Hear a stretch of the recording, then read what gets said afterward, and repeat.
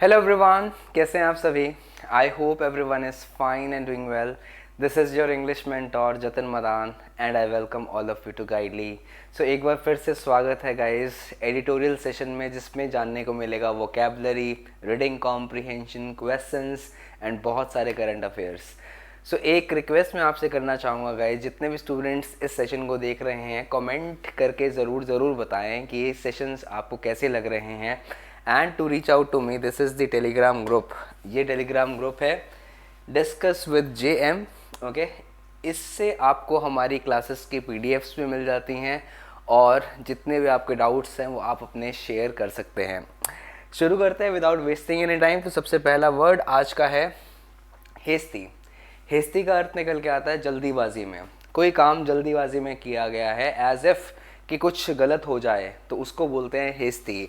It describes something done और made with excessive speed और urgency. बहुत जल्दीबाजी में किया गया काम।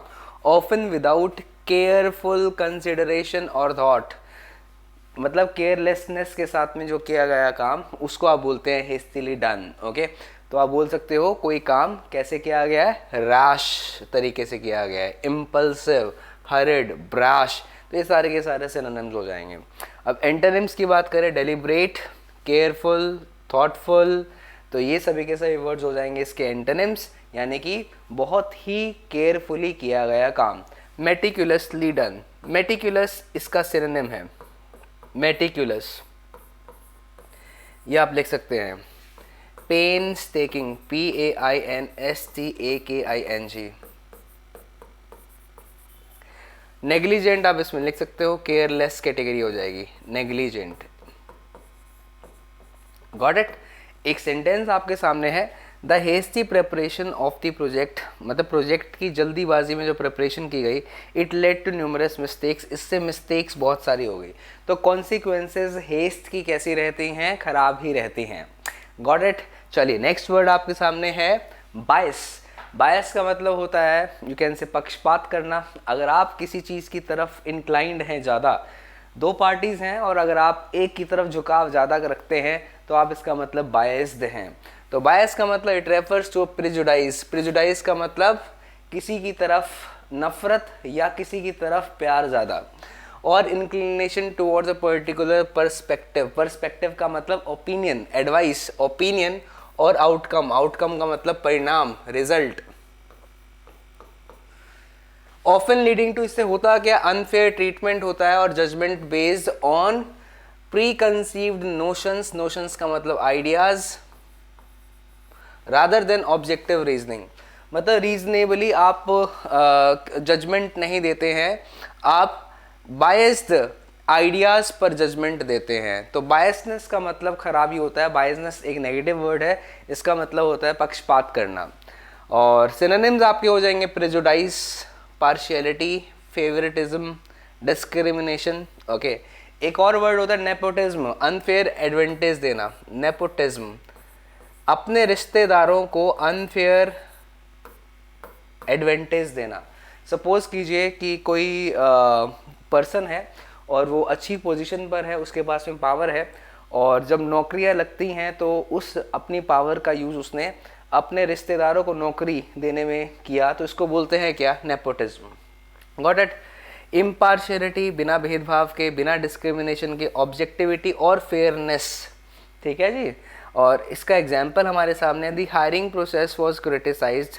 हायरिंग प्रोसेस की आलोचना की गई, क्रिटिसाइज निंदा की गई, कंडेम किया गया, CONDEMNED। कंडेम का मतलब होता है क्रिटिसाइज करना, निंदा करना। ऑब्जुरगेट, OBJURGATE, ऑब्जुरगेट। एक्सकोरिएट, एक्सकोरिएट, ये सभी के सभी क्या हो जाएंगे गाइस, सिनोनिम्स हो जाएंगे क्रिटिसाइज के।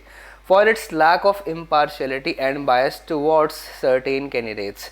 तो हायरिंग कैंडिडेट्स को यहाँ पर क्रिटिसाइज किया गया क्योंकि इम्पार्शियलिटी और बायसनेस कुछ सर्टेन कैंडिडेट्स के प्रति लैकिंग थी। ओके, चलिए नेक्स्ट आपके सामने to fall short of something, मतलब कोई चीज़ या किसी स्टैंडर्ड को मीट ना कर पाना। ठीक है, जब कोई चीज़ किसी स्टैंडर्ड को मीट करने में थोड़ी सी कम रह जाती है, उसे बोलते हैं to fall short of something. It means to fail to meet a certain standard और एक्सपेक्टेशन, मतलब कोई स्टैंडर्ड है या एक्सपेक्टेशन है उसे मीट ना कर पाना। टू बी इनसफिशिएंट और इनएडिक्वेट इन सम वे, किसी भी तरीके से इनसफिशिएंट यानी कि कोई कमी रह जाना, इसे बोलते हैं to fall short of something. Fail, underperform करना, जितना एक्सपेक्टेशन था उतना परफॉर्म नहीं कर पाया तो अंडर परफॉर्म कर रहा है। लैक यानी कि कमी। एंटोनिम्स है एक्सेल, सक्सीड, सरपास और आउटडू। आउटडू, और एक और चीज़ लिख सकते हैं आउट परफॉर्म करना, उम्मीद से ज़्यादा अच्छा करना, आउट परफॉर्म करना, आउट परफॉर्म करना। Got it. एग्जाम्पल है the companies revenue fail short of, fail ये वर्ब की सेकेंड फॉर्म है। कंपनी का जो रेवेन्यू था it fail short of projections, जितना हमने प्रोजेक्ट किया था उससे कम रहा। फॉर द थर्ड क्वार्टर के लिए हमने एक्सपेक्ट किया था 100 और कंपनी का जो रेवेन्यू था वो 75 था। नेक्स्ट वर्ड आपके सामने पेटिशन। पेटिशन का मतलब अर्जी होता है। It is a formal written request, अर्जी लगाना, एप्लीकेशन, ठीक है। Often signed by numerous individuals, कई सारे इंडिविजुअल्स, कई सारे पर्सन उसे साइन करते हैं। क्या करने के लिए? Asking for a specific action to be taken और particular issue to be addressed by a person, या तो कोई एक्शन ले लो नहीं तो उस इशू को एड्रेस करो, संबोधित करो। ग्रुप और authority, it can also refer to the act of submitting such a request, और पेटिशन को रिक्वेस्ट दायर करना या दर्ज करना भी कहा जाता है। सिनोनिम्स हैं अपील करना, रिक्वेस्ट करना, प्ली करना, एप्लीकेशन करना। एक और वर्ड लिखते हैं बीसीच। बीसीच का मतलब ये होता है अपील करना। एजोर, ADJURE, ये एजोर है, एजोर। एक वर्ड होता है एब्जोर। एब्जोर का मतलब होता है त्याग देना, रिनाउंस, किसी पद को त्याग देना। ओके, ये तो है त्याग देना, बट ये है एजोर। एजोर का मतलब होता है किसी के आगे अपील करना। डिनाइल का मतलब मना कर देना, रिजेक्शन, रिफ्यूजल। ये सारे के सारे एंटोनिम्स हो गए अपील के। ओके, अब आपके सामने एग्जांपल है दे पेटिशन्ड द सिटी काउंसिल। तो यहाँ पर सिटी काउंसिल को पेटिशन किया, उन्होंने अर्जी की, अपील की। To reconsider the zoning regulations, तो जोनिंग रेगुलेशंस जो थी, जो जोनिंग कानून थे, उसको रिकंसिडर करने के लिए उन्होंने पेटिशन किया सिटी काउंसिल को। चलिए नेक्स्ट है आपके सामने क्रिटिक्स। क्रिटिक्स होते हैं आलोचक जो गलतियां निकालते हैं, तो उनको आप क्रिटिक्स कहते हैं। तो क्रिटिक्स आर इंडिविजुअल्स, ये इंडिविजुअल्स होते हैं, पर्सन्स होते हैं। हु इवेल्युएट, इवेल्युएट का मतलब मूल्यांकन करना, या आप कहें असेस करना, मूल्यांकन करना। एंड एक्सप्रेस ओपिनियंस, वो अपनी ओपिनियंस को एक्सप्रेस भी करते हैं, जजमेंट्स को एक्सप्रेस करते हैं अबाउट समथिंग, किसी चीज़ पर। Typically works of art, literature, performances और आइडियाज़।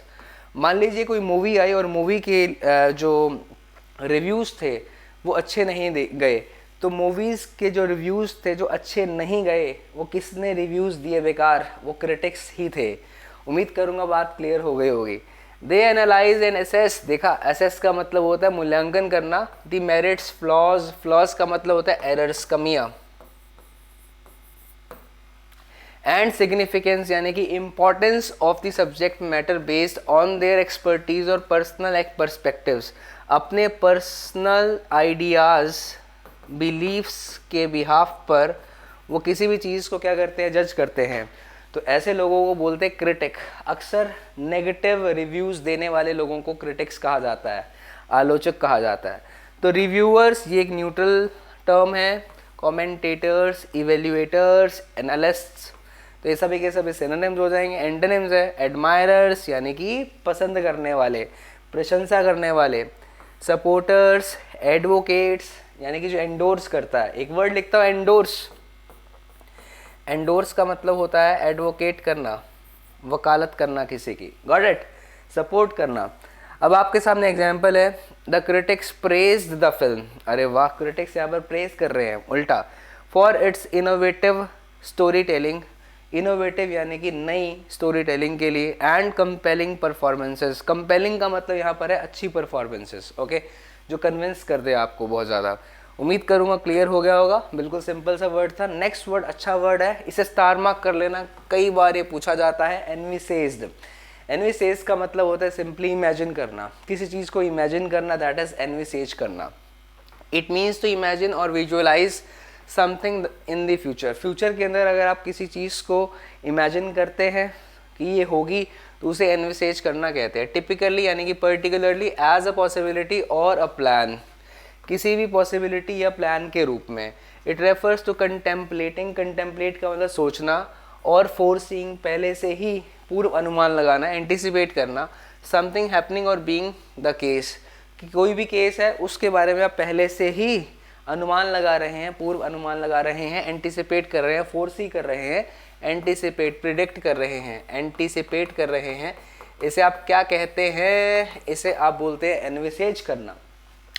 सिनोनिम्स आपके हैं फोरसीन, एंटिसिपेटेड और कंटेम्पलेटेड। जैसा कि मैंने आपको बताया, पहले से आप प्रिडिक्ट कर रहे हैं, इमेजिन कर रहे हैं। और अनएक्सपेक्टेड है, कुछ अनफोरसीन है, सरप्राइजिंग है, जो एकदम से अचानक से आपके सामने आ जाए, right, like bolt from a blue, so that is opposite of envisage. तो जॉन एनविसेज्ड अ फ्यूचर, तो जॉन ने एक ऐसे फ्यूचर की कल्पना की where renewable energy sources would dominate the market, जहाँ पर मार्केट में बोलबाला किसका होगा?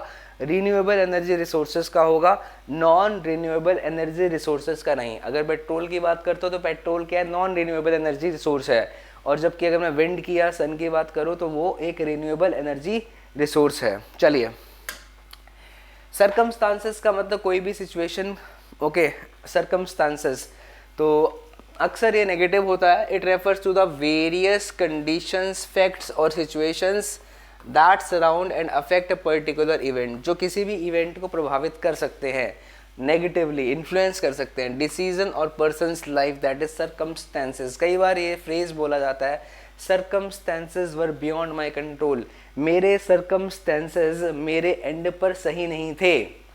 तो सरकमस्टेंसेस का मतलब हो गया वो कंडीशंस, ठीक है, जो किसी भी सिचुएशन को क्या कर सकती है?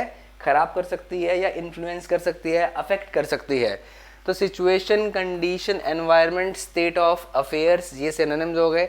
और कोई चीज़ सर्टेन है, मतलब वो चेंज नहीं होगी, प्रभावित नहीं होगी, स्टेबिलिटी है, प्रिडिक्टेबिलिटी है, सो दैट इज सरकमस्टेंसेस का अपोजिट हो जाएगा वो। अब हमारे सामने क्या है? देखिए, डिस्पाइट, इसका मतलब है इसके बावजूद। इसके बावजूद किसके बावजूद? डिफिकल्ट सरकमस्टेंसेस थे, मतलब स्थिति जो थी वो क्या थी? खराब थी। She manage to succeed in her endeavours, तो जो बिजनेस, जो एफर्ट्स उसने अपने बिजनेस में लगाए, she manage to succeed in her endeavours, तो अपने एंडिएवर्स में, अपने बिजनेस में, अपने प्रयासों में वो सफल रही, इसके बावजूद कि सरकमस्टेंसेस बहुत डिफिकल्ट थे, खराब थे। बढ़ते हैं आगे, next word is Inception. Inception का मतलब निकल के आता है किसी भी चीज़ की शुरुआत। इंसेप्शन इज कमेंसमेंट, स्टार्ट, प्रारंभ। तो it refers to the beginning और स्टार्ट ऑफ समथिंग, ठीक है। स्पेशली मतलब पर्टिकुलरली, स्पेशली इज टिपिकली और पर्टिकुलरली। पर्टिकुलरली प्रोसेस और एन आइडियाज ओरिजिन, कि ये जो आइडिया है उसका ओरिजिन क्या था, ठीक है। चलिए अगला है सिनोनिम। तो start, commencement, genesis, onset. Onset of monsoon अगर मैंने बोल दिया, इसका मतलब मॉनसून की शुरुआत। जेनेसिस, किसी भी चीज़ की शुरुआत कैसे हुई। कमेंसमेंट और स्टार्ट, ये सिनोनिम्स हो गए। और कंक्लूजन कब आता है? एंड में आता है। तो एंड, टर्मिनेशन और कंक्लूजन, ये सारे के सारे वर्ड्स इसके क्या हो जाएंगे? एंटोनिम्स हो जाएंगे। The inception of the project, जो प्रोजेक्ट की इंसेप्शन थी, प्रोजेक्ट की जो शुरुआत थी। स्पार्क्ड एक्साइटमेंट, उसने एक्साइटमेंट को पैदा कर दिया, एकदम से स्पार्क कर दिया, एक्साइटमेंट को पैदा कर दिया। ट्रिगर्ड बोल सकते हो आप, triggered excitement among the team members, team members के बीच में। प्रोजेक्ट की शुरुआत ने एक्साइटमेंट को पैदा कर दिया टीम मेंबर्स के अंदर। Got it. चलिए नेक्स्ट वर्ड आपके सामने है एम्फेसिस। एम्फेसिस का मतलब होता है जोर, जोर देना किसी चीज़ पर, एक्सेंचुएशन।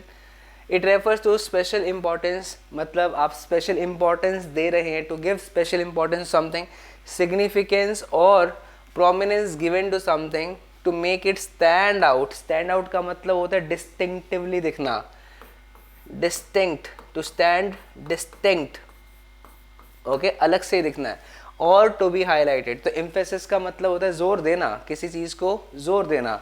आप डायरेक्टली लिख सकते हैं एक्सेंचुएशन, जैसा कि मैंने आपको बताया था, स्ट्रेस देना, फोकस करना, हाईलाइट करना, अंडरस्कोर करना। ये वर्ड अंडरस्कोर गाइस कर लेना, इसको भी स्टार मार्क, बहुत बहुत इंपॉर्टेंट वर्ड है, ठीक है। चलो एंटोनिम्स क्या हुए? डिसरिगार्ड मतलब तवज्जो नहीं दे रहे हैं, किसी का अनादर कर रहे हैं, नेग्लेक्ट कर रहे हैं, चीज़ों को इग्नोर कर रहे हैं। अंडर स्टेटमेंट, अंडर स्टेट कर रहे हैं, ज़्यादा यू कैन से इग्नोर कर रहे हैं। एग्जाम्पल आपके सामने, the teacher place emphasis, teacher ने एम्फेसिस किया, जोर दिया on the importance of practising regularly for improvement. तो यहाँ पर टीचर ने एम्फेसिस दिया कि कितना ज़्यादा इम्पोर्टेंस होता है प्रैक्टिस करना रेगुलरली इम्प्रूवमेंट के लिए। अगर आप इम्प्रूवमेंट करना चाहते हो तो प्रैक्टिस करते रहिए, ठीक है। चलिए नेक्स्ट वर्ड आपके सामने है जो है वैक्यूम। वैक्यूम का मतलब होता है खालीपन। हम बोलते हैं ना कि स्पेस में क्या है? वैक्यूम है। डिवॉइड ऑफ समथिंग, किसी चीज़ की कमी, that is vacuum. It refers to a space entirely devoid of matter. देखा, डिवॉइड का मतलब होता है वंचित, जहाँ पर नहीं है कुछ भी मैटर, सच एज एयर नहीं है। It can describe a state of emptiness, मतलब एम्प्टीनेस की स्थिति है, और एब्सेंस ऑफ समथिंग, किसी चीज़ की एब्सेंस है। वैक्यूम का मतलब खालीपन आप बोल सकते हैं। ब्लैंकनेस, गैप, एब्सेंस यानी कि कमी। ओके, फुलनेस, भरा हुआ। Presence, solidity, that is antonym हो गया सिनोनिम का। चलिए, आफ्टर हिज डिपार्चर, डिपार्चर का मतलब जाने के बाद। There was a vacuum in the leadership of the organisation, तो लीडर के जाने के बाद में उसके स्थान पर खाली, वो स्थान खाली रह गया। So we can say that organisation में लीडरशिप का क्या हो गया? वैक्यूम पड़ गया, यानी कि एब्सेंस हो गई। नेक्स्ट वर्ड है इनैक्टेड। इनैक्ट का मतलब होता है किसी भी कानून को लागू करना, पारित कर देना। So it refers to the process of passing और मेकिंग ऑफ लॉ। किसी भी लॉ को यू कैन से पास कर देना, कानून को पास करना, दैट इज इनेक्ट करना। किसी भी लॉ या रेगुलेशन, ठीक है, या पॉलिसी को लागू करना, ऑफिशियली वैलिड और इफेक्टिव बाय अ लेजिस्लेटिव बॉडी और अथॉरिटी। किसी भी लेजिस्लेटिव बॉडी के द्वारा जब कोई लॉ पास किया जाता है उसे आप इनेक्टमेंट कहते हैं। Okay, so the law was enacted. Legislative body कौन सी बॉडी होती है? वी कैन से विधान पालिका, जो किसी लॉ को बनाती है, जो लॉ बना रही है, अगर वो लॉ पास हो गया तो उसे इनेक्टमेंट कहा जाता है। Got it? ओके। सिनोनिम हुआ है पास, एडॉप्टेड, रेटिफाई, अप्रूव। रेटिफाई का मतलब सीधा सीधा क्या होता है? अप्रूव कर देना, अप्रूव कर देना। और इम्प्लीमेंटेड। एंटोनिम्स हैं रिपील, रिपील का मतलब होता है कैंसिल कर देना, एबॉलिश कर देना। रेसेंडेड, रिवोक, किसी भी कानून को कैंसिल कर देना। एक्सटरपेट, एक्सटरपेट और एलिमिनेट। ओके, एब्रोगेट भी लिख सकते हो आप इसके अंदर, एब्रोगेट, किसी भी कानून को कैंसिल कर देना। जैसे 3 फार्म बिल्स को कैंसिल कर दिया गया था, दे वर रिवोक्ड, रिवोक लिखा हुआ है रहा, ठीक है, कैंसिल करना, किसी कानून को कैंसिल करना। अपोजिट हो जाएगा इनेक्ट करना, पास करना, अडॉप्ट करना, रेटिफाई करना, यानी कि अप्रूव कर देना, इम्प्लीमेंट कर देना। Okay, the new tax reform, reform का मतलब अमेंडमेंट, चेंज। ओके, जो नया टैक्स के अंदर रिफॉर्म आया था, रिफॉर्म बिल आया था, it was enacted bye Congress last month. तो ये कांग्रेस के द्वारा लास्ट मंथ क्या किया गया था? इनेक्ट किया गया था, यानी कि इसे पास किया गया था, ठीक है। चलिए, अगला वर्ड है अल्टीमेटली। अल्टीमेटली का मतलब होता है finally, we have done this. Okay, it means finally, eventually. Eventually इसका सिनोनिम होता है। और in the end, in the end we can say अंततः। After a series of events और कंसिडरेशंस, मतलब कुछ सीरीज ऑफ इवेंट्स, कुछ घटनाओं के बाद। इवेंट्स यानी कि प्रोग्राम्स या फंक्शंस के बाद। ओके, सिनोनिम्स हैं फाइनली, इवेंचुअली, जो कि मैंने आपको बताया भी था, ultimately, in the and, ultimately, ये सारे वर्ड्स इसी के अंदर आ गए। एंटोनिम्स हो जाएंगे इनिशियली, यानी कि स्टार्टिंग के अंदर, in the beginning, at first. At first भी बोला जाता है इन द बिगिनिंग को। अगर आपने लिखा हुआ है एट फर्स्ट तो इसका मतलब लिखा हुआ है इन द बिगिनिंग। ओके, चलिए, एग्जाम्पल है ultimately, finally, the success of the project will depend on. Success किस पर डिपेंड करेगी? On the dedication of the team members. Team members की डेडिकेशन के ऊपर ये सक्सेस डिपेंड करेगी। फाइनली हम ये कह सकते हैं। Next word is laying down, to lay down. देखो आप इसको ना फ्रेज के रूप में याद करना, टू ले डाउन रूल्स होता है, to lay down rules, to lay down rules, इसका मतलब होता है रूल्स को इस्टेब्लिश करना, to establish rules, to establish rules, rules को बनाना, दैट इज इस्टेब्लिश करना। इट टिपिकली मीन्स इस्टेब्लिशिंग, देखा, और सेटिंग समथिंग इन प्लेस, किसी चीज़ के अंदर आप सेट कर रहे हैं, किसी मतलब किसी चीज़ को आप सेट कर रहे हैं, आपने रूल्स बनाए उसको लागू भी कर दिया, तो इसका मतलब ले डाउन कर दिया है, ऐसा बोल सकते हो आप। It can refer to the act of creating rules, regulations, guidelines और प्रिंसिपल्स, और it can refer to physically placing something in a specific position. Physically आप किसी चीज़ को रख रहे हो, जैसे कि I laid down my luggage at home, मैंने अपना लगेज घर पर रख दिया, आई ले डाउन, ले डाउन करना रख देना, तो ये तो सेकंड आपकी डेफिनेशन बता रहा है। बट पहले क्या है, रूल्स के तहत आप किसी रूल को बना रहे हैं और उसे लागू कर रहे हैं, उसे आप ले डाउन कर रहे हैं, इस्टेब्लिश कर रहे हैं। इस्टेब्लिशिंग इसका सीधा सीधा क्या है, सिनोनिम है इंस्टीट्यूटिंग, सेटिंग और इनेक्टिंग, ये लीजिए। तो इनेक्ट करना किसी रूल को पास करना होता है, ठीक है, इनेक्ट करना, ले डाउन करना, इनेक्ट करना, बात एक ही है। एंटोनिम्स हैं एबॉलिश, डिसमेंटलिंग, रिवोकिंग, रेसेंडिंग। अभी हमने पीछे वाले जो वर्ड्स लिखे हैं तो ये सारे के सारे वर्ड्स उसके सिनोनिम्स हो जाएंगे। You can see here abolish, ये देखिए, rescinded, revoke, extirpate, abrogate, abolish, repeal, ये इनेक्टमेंट के क्या हो जाएंगे, सिनोनिम्स होंगे। तो मतलब यहाँ पर हम ले डाउन में लिख सकते हैं, टू ले डाउन समथिंग। क्या बोलते हो, क्लियर हुआ? यस। किस में लिखा है हमने, पास के अंदर लिखा, ले डाउन, पास, इम्प्लीमेंट करना। ओके, सो हमारे पास में एक एग्जांपल है, the government is laying down new regulations to control pollution levels in the city. तो सरकार नए कानून बना रही है या नए कानूनों को पास कर रही है ताकि पोल्यूशन को कंट्रोल किया जा सके सिटी के अंदर।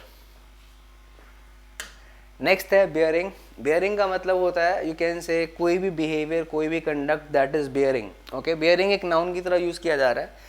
It can refer to the direction और position of something. Position of something means conduct of something. We can say behaviour क्या है, एटीट्यूड क्या है, that is bearing, specially in relation to other objects और landmarks. It can also describe the influence, impact और demeanour. डीमीनर का मतलब होता है कंडक्ट, कंडक्ट का मतलब होता है बिहेवियर।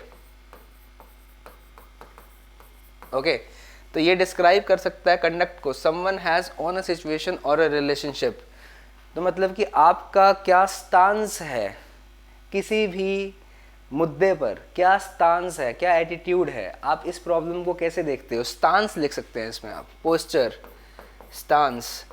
तो सरकार का कोविड-19 के ऊपर क्या स्टांस था इनिशियली, पोस्चर। पोस्चर का मतलब ये देख सकते हो आप क्या होता है, पोस्चर वैसे तो होता है कि किस तरीके से कोई खड़ा है, तो दैट इज पोस्चर। तो posture is influence, stance, orientation और डायरेक्शन। Got it?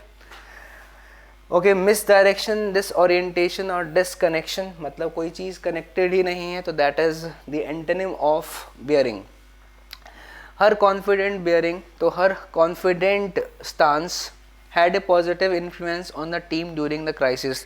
तो क्राइसिस का मतलब किसी भी प्रॉब्लम के दौरान टीम के ऊपर पॉजिटिव स्टांस था, पॉजिटिव इन्फ्लुएंस था उसके कॉन्फिडेंट बियरिंग का, उसके कॉन्फिडेंट एटीट्यूड का। चलिए अब बढ़ते हैं आगे। मिस्ट, मिस्ट का मतलब होता है in the middle of something.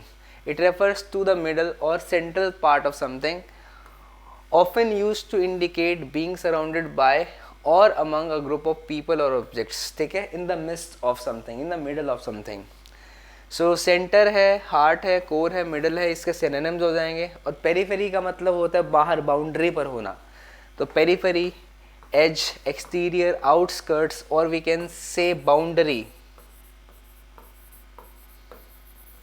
Got it? Their house stood in the mist of a beautiful forest. तो उनका जो हाउस था वो कहाँ था, इन द मिडस्ट। मिस्ट का मतलब middle of a beautiful forest. समझ में आया? उम्मीद करूँगा समझ में आया होगा। अब हम देखते हैं हमारे पास में क्या हेडिंग है। Aspirant selection and election. Elections आ रहे हैं तो चुनाव की बहुत ज़रूरत है। किस चीज़ के चुनाव की? इलेक्शन कमीशन के अंदर जो मेंबर्स हैं ना, उनके चुनाव की ज़रूरत है। और वो चुनाव किस तरीके से किया जा रहा है, तो ये कॉन्टेक्स्ट है on the appointment of election commissioners. तो इलेक्शन कमिश्नर्स जो हैं उनके अपॉइंटमेंट के ऊपर ये आपका टॉपिक है। The election commission needs a selection panel free of executive bias. Executive का मतलब क्या होता है? एग्जीक्यूटिव का मतलब होता है कार्यपालिका, मतलब पावर जिनके पास में है। सरकार के पास में पावर है, मानते हो, और सरकार ही अगर इलेक्शन कमीशन के अपॉइंटमेंट्स के लिए जिम्मेदारी ले तो वो क्या करेगी? वो ऐसे इलेक्शन कमीशन के बंदों को चुनेगी जो उनकी हेल्प करेंगे इलेक्शन के अंदर, जो कि गलत हो जाएगा। तो ये संदर्भ है, इलेक्शन कमीशन को ज़रूरत है एक सिलेक्शन पैनल की जो कि फ्री हो। किससे? एग्जीक्यूटिव बायस से, सरकार से फ्री हो। समझ में आ गया? तो सरकार जिसको चाह रही है उसको नहीं चूज करना है, सरकार से फ्री होना चाहिए। चलिए अब बढ़ते हैं हम लोग अपने पैराग्राफ की तरफ। द क्विक का मतलब जल्दी तो होना चाहिए, इफ नॉट हेस्टी, पर जल्दीबाजी में नहीं होना चाहिए। Filling up of 2 vacancies in the election commission of India. Election commission के अंदर, इंडिया के अंदर 2 वैकेंसीज जनरेट हुई, ओके, और उसके अंदर जल्दी तो होना चाहिए क्योंकि इलेक्शन पास आ रहे हैं, पर जल्दीबाजी में ये चीज़ नहीं होनी चाहिए। It has attracted justified criticism. Justified का मतलब होता है रीजनेबल, मतलब क्रिटिसाइज किया जा रहा है, वो बिल्कुल सही क्रिटिसाइज किया जा रहा है कि जिस तरीके से ईसीआई के अंदर 2 वैकेंसीज की फिलिंग हो रही है, ठीक है, वो बिल्कुल अट्रैक्ट करती है। उसने अट्रैक्ट किया है जस्टिफाइड क्रिटिसिज्म, यानी कि आलोचना को अट्रैक्ट किया है। द मल्टी मेंबर बॉडी किसके लिए बोला गया है? We are talking about ECI got 2 new members within days of the resignation of Arun Goyal. Arun Goyal ji ने इस्तीफ़ा दे दिया, रिज़ाइन कर दिया। वो एक कमिश्नर थे, उन्होंने ECI से, इलेक्शन कमीशन से क्या कर दिया है, यहाँ पर रिज़ाइन दे दिया है। और यहाँ पर 2 पर्सन्स को, न्यू मेंबर्स को क्या किया है, जल्दी से अपॉइंट कर लिया गया, ठीक है। जब उन्होंने कब अपॉइंट किया गया? जब इन्होंने इस्तीफ़ा दिया। एन इलेक्शन कमिश्नर, मतलब कि अरुण गोयल के लिए लिखा गया, हुज अपॉइंटमेंट, जिनकी appointment itself came in the mist of a constitution bench hearing. इनकी जब अपॉइंटमेंट हुई थी ना, वो तब हुई थी जब कॉन्स्टिट्यूशन बेंच हियरिंग पर था, for a truly independent process of selecting members of the panel, कि मेंबर्स, पैनल के जो मेंबर्स होंगे ना, उनको सेलेक्ट किया जाएगा, इंडिपेंडेंटली किया जाएगा। इंडिपेंडेंटली का मतलब होता है कि किसी की पक्ष लेकर के नहीं किया जाएगा। That conducts and supervises India's elections. तो जो कंडक्ट करता है और इंडिया के इलेक्शंस को क्या करता है, सुपरवाइज करता है इंडिया के इलेक्शन को। तो उस समय एक बेंच बैठा था, ठीक है। तो यहाँ पर ये बेंच तब बात कर रहा था, मतलब यहाँ पर ये बात हो रही है कि अरुण गोयल जी का जो सिलेक्शन हुआ था ECI के अंदर कमिश्नर के रूप में, इलेक्शन कमिश्नर के रूप में, वो कब हुआ था? वो तब हुआ था इन the middle of constitution bench hearing, कि यहाँ पर संविधान की एक, मतलब कि पहले से हियरिंग चल रही थी कि इंडिपेंडेंट प्रोसेस होना चाहिए उस पैनल को सेलेक्ट करने के लिए जो कि रिस्पॉन्सिबल है इंडिया के इलेक्शंस को कंडक्ट और सुपरवाइज करने के लिए। समझ में आ गया होगा? चलिए, क्रिटिक्स आर नॉट रॉन्ग। अब जो आलोचक हैं, जो गलतियां निकाल रहे हैं, तो वो रॉन्ग नहीं है, वो गलत नहीं है। When they point out that, point out का मतलब होता है जब वो इस बात को हाईलाइट करते हैं, that the act setting out the process of selection, कि वो जो एक्ट था, जो बात चल रही थी अरुण गोयल के सिलेक्शन के टाइम पर, वो जो एक्ट पास किया गया था सेलेक्ट करने के लिए, the chief election commissioner and other ECs appear to fall short of the sort of independence the Constitution Bench verdict of March 2023 envisaged। तो ऐसे लगता है कि जैसे कि वो अपने स्टैंडर्ड को मीट नहीं कर रहा है। ऐसे लगता है कि वो जो एक्ट पास किया गया था अब अपने स्टैंडर्ड को मीट नहीं कर रहा है, कि जो इंडिपेंडेंटली हमने सेलेक्ट करने थे EC के मेंबर्स को, ऐसे लग नहीं रहा है कि एक्चुअली वो इंडिपेंडेंटली सेलेक्ट हो रहे हैं। वर्डिक्ट ऑफ मार्च एनविसेज, जो कि इमेजिन किया गया था। तो मार्च के अंदर जो वर्डिक्ट, जजमेंट पास की गई थी, 2023 मार्च के अंदर जो जजमेंट पास की गई थी सिलेक्शन को लेकर के, ईसीज के सिलेक्शंस को लेकर के, तो ऐसा लगता है कि जो सोचा गया था ना, एनविसेज किया गया था उस एक्ट को लेकर के, वो हो नहीं रहा है कि इंडिपेंडेंटली हम लोग सेलेक्ट कर रहे हैं। The selection take place at a time, selection तब लिया गया है when a petition challenging the validity of the act was about to be taken up for hearing. तो सिलेक्शन उस समय होता है जब जो पेटिशन हुआ था, पेटिशन का मतलब जो अर्जी जो चैलेंज कर रही थी इस एक्ट की वैलिडिटी को, that was about to be taken for hearing, जो अभी जिसकी सुनवाई होनी थी, तभी मतलब कि सिलेक्शन हो गया। ओके, मतलब बेसिकली हम बात कर रहे हैं अभी तो इसकी सुनवाई चल ही रही थी कि एक्चुअली जो एक्ट था वो अपना काम सही से कर रहा है कि नहीं कर रहा। अभी ये सुनवाई चल ही रही थी गाइस कि दो पर्सन्स को यहाँ पर क्या कर लिया गया, हायर कर लिया गया। To add to the unfortunate set of circumstances, इस खराब स्थिति के अंदर और चीज़ क्या ऐड हुई, mister Goyal's resignation for personal reasons, कि मिस्टर गोयल का जो रेजिग्नेशन था पर्सनल रीजंस के लिए, इट हैज़ गॉन अनएक्सप्लेन्ड, अभी तक ये एक्सप्लेन नहीं हुआ है कि वो उन्होंने रिज़ाइन ही क्यों दिया है। और जो दो नए पद हैं, जो नए सिलेक्शंस किए गए हैं, वो इंडिपेंडेंटली सेलेक्ट क्यों नहीं किए गए। ओके, तो ऐसा कुछ सर्कमस्टेंसेस पहले चल रहे थे, और इन सर्कमस्टेंसेस के अंदर ये भी नहीं बताया गया कि गोयल जी का जो रेजिग्नेशन है वो क्यों हुआ है, उनके पर्सनल रीजंस को अभी तक अनएक्सप्लेन्ड है, वो एक्सप्लेन नहीं किया गया। It is a matter of grave concern, grave का मतलब सीरियस, सीरियस कंसर्न, ये बहुत ही चिंता का विषय है। दैट एन ईसी, मतलब जो कि एक इलेक्शन कमिश्नर हुज, जिसका टर्म वो set to go on for a few more years, मतलब कि यहाँ पर अनूप गोयल जी की ये बात हो रही है, अरुण गोयल जी की बात हो रही है कि गोयल जी का जो टेन्योर था अभी कुछ सालों के लिए और था, मतलब उनको सेवाएं देनी थी कुछ सालों के लिए, should choose to resign just days before the commission finalized the Lok Sabha election schedule, कि यहाँ पर लोकसभा इलेक्शन को जैसे ही फाइल किया गया तो उससे कुछ दिन पहले रिज़ाइन देना, ये तो बहुत अजीब सी बात है। It goes without saying that, मतलब इट गोज़ विदाउट सेइंग का मतलब इसमें कोई वी कैन से संदेह वाली बात नहीं है कि discussion on the process selecting the ECs has no bearing on the competence और suitability of Gyanesh Kumar and Sukhbir Singh Sandhu, the two new ECs. इसके अंदर कोई संदेह नहीं है कि हम लोग ये कह दें कि जो ज्ञानेश कुमार और सुखबीर सिंह जी संधू जो न्यू ईसीज हैं, कि उनकी जो सूटेबिलिटी है, उनकी यू कैन से कार्य प्रतिभा के ऊपर कोई भी यहाँ पर शक नहीं है, हम इन पर कोई शक नहीं लगा सकते हैं। इसका मतलब ये नहीं है कि इनकी कोई कार्य प्रतिभा के ऊपर हमें शक है। द रियल प्रॉब्लम में लाए, जो रियल प्रॉब्लम है वो रह सकती है with the law that parliament chose to enact last year in response to the supreme court of India. Real problem वहाँ पर है कि पार्लियामेंट ने चूज़ किया था लास्ट ईयर इस लॉ को सुप्रीम कोर्ट के कहने पर, questioning the absence of any legislation since the inception of the constitution as required under article 324।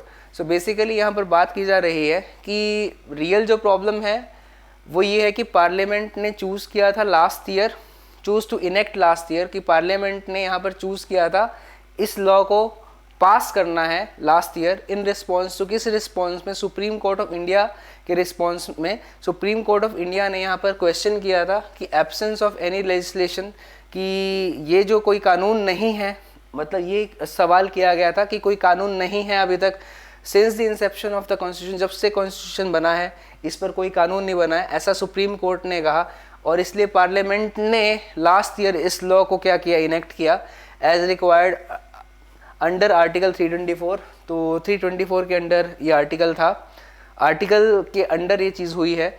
Laying down मतलब establishing an appointment process for ECs, ECs ईसीज की अपॉइंटमेंट प्रोसेस होनी चाहिए। द कोर्ट्स एम्फेसिस, कोर्ट का जो emphasis था, court का जो जोर था, वॉज ऑन ECI's इंडिपेंडेंस, कि ECI की जो इंडिपेंडेंस होनी चाहिए फ्रॉम द एग्जीक्यूटिव, एग्जीक्यूटिव से, एग्जीक्यूटिव का मतलब सरकार जो सत्ता के अंदर है उनका कोई रोल नहीं होना चाहिए अपॉइंटमेंट प्रोसेस में, so that the elections the panel conducts are truly free and fair, ताकि जो इलेक्शंस जो पैनल कंडक्ट करता है वो फ्री और फेयर हो, उसके अंदर कोई पक्षपात ना हो। टुवर्ड्स दैट एंड, इसके एंड पर it sought to fill the vacuum, यहाँ पर वैकेंसी को भरा गया by an interim arrangement under which prime minister, leader and opposition. तो यहाँ पर इस वैक्यूम को भरने के लिए, यानी कि जो यहाँ पर गोयल जी ने इस्तीफा दिया था, इस वैक्यूम को भरने के लिए एक टेम्परेरी अरेंजमेंट, जब तक कानून पास नहीं हो जाता तब तक एक टेम्परेरी अरेंजमेंट यहाँ पर की गई, जिसके अंदर prime minister, leader of opposition होना चाहिए कोई। लीडर ऑफ अपोजिशन का मतलब किसी अपोजिट पार्टी यानी कांग्रेस पार्टी का कोई यहाँ पर लीडर आ जाए, और चीफ जस्टिस ऑफ इंडिया आ जाए। फॉर्म दी सिलेक्शन कमेटी, तब तक हम सिलेक्शन कमेटी से काम चलाएंगे to choose the CEC and ECs, ठीक है। तो यहाँ पर CEC और ECs को चूज करने के लिए गाइस, तो यहाँ पर एक सिलेक्शन कमेटी को बनाना है। However, it was meant to be in place only until Parliament elected a law. ये तभी होना चाहिए था जब पार्लियामेंट ने जब तक इस लॉ को पारित नहीं किया, जब तक इस लॉ को पास नहीं किया है। इन रिस्पॉन्स में government enacted a law that constituted A panel, जिसने पैनल को बनाया, जिसमें थे कंप्राइजिंग प्राइम मिनिस्टर था, एनी यूनियन मिनिस्टर की कोई भी यूनियन मिनिस्टर होगा, besides the leader of opposition, इसके साथ साथ लीडर ऑफ अपोजिशन होगा, और leader of largest single party in the opposition, जो भी सिंगल पार्टी है लार्जेस्ट, मान लीजिए कांग्रेस पार्टी अपोजिशन की लार्जेस्ट पार्टी है, उनमें से कोई लीडर होगा। मतलब यहाँ पर दो हो गए, एक तो यूनियन मिनिस्टर हो गया कोई भी, एक प्राइम मिनिस्टर हो गया, और अपोजिशन का कोई लीडर हो गया। The question now before the court is, question जो है कोर्ट के पास में अब ये है, इज वेदर अ कमेटी, जो कमेटी बनाई गई है, in which the executive has 2-1 majority, यहाँ पर आप देख सकते हैं 2-1 मेजोरिटी है एग्जीक्यूटिव की, यानी कि 2 लोग एग्जीक्यूटिव से अभी भी हैं। कौन कौन? एक नरेंद्र मोदी जी, और दूसरे कौन? Union minister. और 1 कौन है? 2-1 का मतलब हो गया 2 तो हो गए एग्जीक्यूटिव से और 1 रह गया अपोजिशन पार्टी से। क्या ये ट्रूली इंडिपेंडेंट अथॉरिटी होगी? क्या ये ट्रूली इंडिपेंडेंट बात है? मतलब ऐसा नहीं लगता है ना कि 2 लोग तो पहले से ही मतलब कि फिर से एग्जीक्यूटिव से हो गए, तो सवाल तो वही रह गया। The argument that prime ministers have always been selecting the CEC को सेलेक्ट करने के लिए प्राइम मिनिस्टर्स होते ही हैं, और ECs को सेलेक्ट करने के लिए होते हैं। इट सीम्स अट्रैक्टिव, या अट्रैक्टिव रहता है, but ultimately but finally an executive driven process has to yield to का मतलब होगा सरेंडर करना होगा, उसे छोड़ना होगा।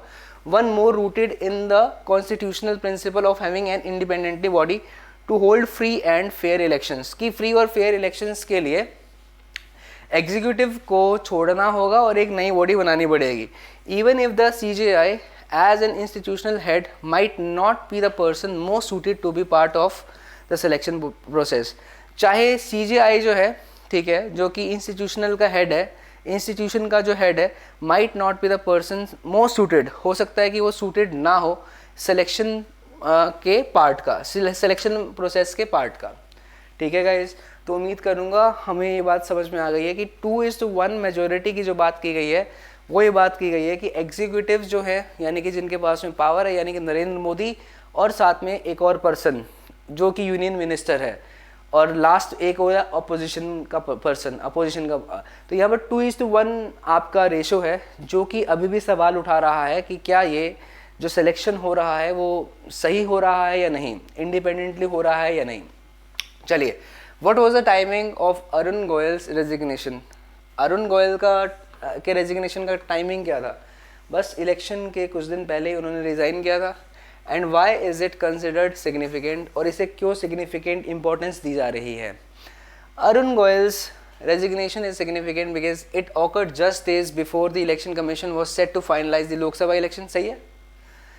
Despite his term having several more years left, तो कुछ years पड़े हुए थे अभी टेन्योर को उनके, फिर उन्होंने क्यों यहाँ पर इस्तीफा दिया? सही बात है। The reasons for his resignation cited as personal reasons, ठीक है, reasons थे personal reasons, they have gone unexplained, वो अभी unexplained है, adding to the concern and speculation surrounding the situation। और ये इसलिए सिग्निफिकेंट है क्योंकि रीजंस को बताया नहीं गया था। समझ रहे हो बात को? तो ए भी सही है, बी भी सही है। सी को देखते हैं। अरुण गोयल का रेजिग्नेशन है, it is significant because it occurred just days before the election commission was set to finalize the Rajya Sabha election, Lok Sabha election. Arun Goyal was resigned due to pressure by the opposition political parties, ये बात गलत है, that is not mentioned here, reasons तो दिए ही नहीं है। तो A and B यानी कि E is the correct answer to this question. I hope it is clear to you. चलिए बढ़ते हैं आगे। What are the circumstances surrounding the filling of vacancies? Sir क्या है circumstances जो कि filling of vacancies को surround कर रहे हैं in the election commission of India that have drawn criticism, जिन्होंने criticism को हासिल किया है। ओके देखते हैं। The quick filling of 3 vacancies, 3 vacancies थी या 2 वैकेंसीज थी? 2 वैकेंसीज थी, तो ये गलत हो गया। The selection took place at a time when a petition challenging the validity of the act was about to be taken up for hearing, और यहाँ पर सर्कमस्टेंसेस की बात हो रही है। The quick filling of 2 vacancies सही है। In the EC election commission of India following the resignation of Arun Goyal has attracted criticism, यही तो बात हो रही है। किस चीज़ ने क्रिटिसिज्म को अट्रैक्ट किया? तो 2 वैकेंसीज को फिल किया गया अरुण गोयल के रेजिग्नेशन के बाद। क्यों? Due to concerns about the independence of selection process and the timing of the appointments. बिल्कुल सही बात है। तो C is absolutely correct guys, that is readily mentioned. The sudden resignations of 2 higher authorities, 2 higher authorities ने resign नहीं किया है, तो सही जवाब जो रहेगा वो रहेगा सी। चलिए, how does the recent law enacted by the parliament address the issue of, कैसे एड्रेस कर रहा है रिसेंट लॉ जो इनेक्ट किया गया है, ठीक है। And what criticism has it faced, और कौन से क्रिटिसिज्म को इसने फेस किया है। The recent law enacted by parliament addresses the issue of selecting election commissioners by establishing a selection committee, कि एक सिलेक्शन कमेटी बनाई जाएगी, ठीक बात है। तो ये जो पार्लियामेंट का जो लॉ है वो एड्रेस करता है इशू को, करेक्ट है। It comprises the prime minister, इसके अंदर प्राइम मिनिस्टर है, यूनियन मिनिस्टर है और लीडर ऑफ अपोजिशन है, और लार्ज, ये भी बिल्कुल सही बात है, राइट। कमेटी के अंदर ये है। However, this law has faced criticism potentially lacking the necessary safeguards to ensure the independence of the election commission from the executive branch. तो independence तो अभी भी नहीं मिली executive branch से, right? तो all of the above is correct answer. मतलब ये तीनों की तीनों बातें हैं। तो एड्रेस क्या करता है वो आ गया, ये वाला जो क्वेश्चन है ये आंसर कर दिया गया ए के अंदर। और क्रिटिसिज्म क्या है? क्रिटिसिज्म तो यही है कि इसके अंदर बेसिकली अपोजिशन भी है, और क्रिटिसिज्म यह है कि प्राइम मिनिस्टर और यूनियन मिनिस्टर भी है। मतलब ये जो बात है ना, ये फर्स्ट और सेकंड ए और बी पॉइंट, ये फर्स्ट का आंसर है, और जो क्रिटिसिज्म है आगे वो थर्ड में एक्सप्लेन किया गया। So we can say that all of the above A B C, ये तीनों के तीनों ही इसके रीजंस हैं। Got it. चलिए, which of the following is incorrect statement, कौन सी बात इनकरेक्ट है? ज्ञानेश कुमार और Sukhbir Singh Sandhu they are 2 new ECs, yes सही है ये तो ये आपका आंसर। इनकरेक्ट पूछा हुआ है तो ये आपका आंसर नहीं हो सकता। The court's emphasis was on ECI's independence from the executive, सही बात है। सवाल तो यही था कि एग्जीक्यूटिव से कैसे इंडिपेंडेंस मिलेगी, so that the elections the panel conducts are truly fair and, ये भी बिल्कुल सही है। The CJI as an institutional head might not be the person most suited to be a part of the selection process, ये last में लिखा हुआ है, ये भी सही है। Concerns are raised, कंसर्न उठाए गए regarding the composition of the selection committee for election commissioners under the new law based it gives the executive branch a 1-2 majority, ये 1-2 majority नहीं देता, ये 2-1 majority देता है एग्जीक्यूटिव क्लास को। वो कैसे? 2 लोग एग्जीक्यूटिव से, यानी कि एक प्रधानमंत्री जी, एक यूनियन मिनिस्टर, और 1 अपोजिशन से, तो 1-2 नहीं है, 2-1 है। सो ये गलत हो जाएगा, तो ये आपका आंसर हो जाएगा। D is the correct answer to this question, guys.